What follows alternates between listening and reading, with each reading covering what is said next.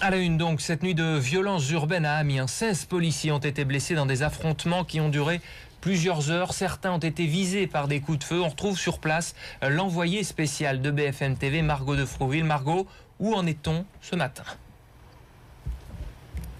Écoutez, lorsque nous sommes arrivés, il y avait encore de la fumée qui s'est échappée de la salle communale juste derrière moi, la salle qui est en fait une salle de musculation.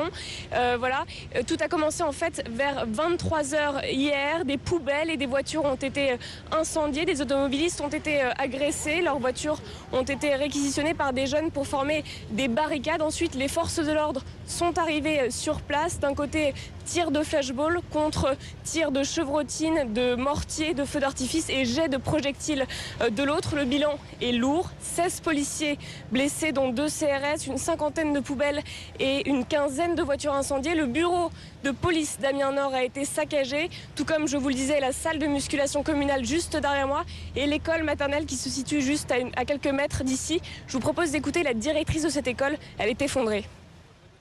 Quand je suis arrivée à l'école, là j'avais plus de jambes. Pour moi c'est l'anéantissement, quoi. Je ne sais pas quoi dire, il n'y a pas de mots pour exprimer ce qu'on ressent quand on arrive devant son lieu de travail et puis tout est anéanti.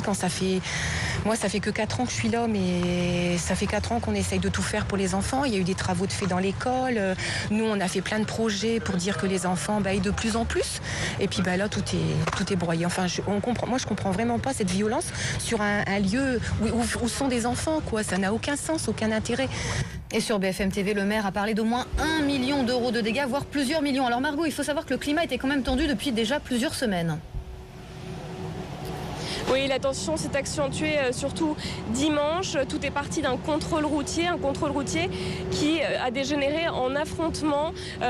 Les policiers se sont dégagés d'un attroupement à l'aide de tirs de flashball et de gaz lacrymogène. Une intervention qui a été jugée excessive par certains habitants.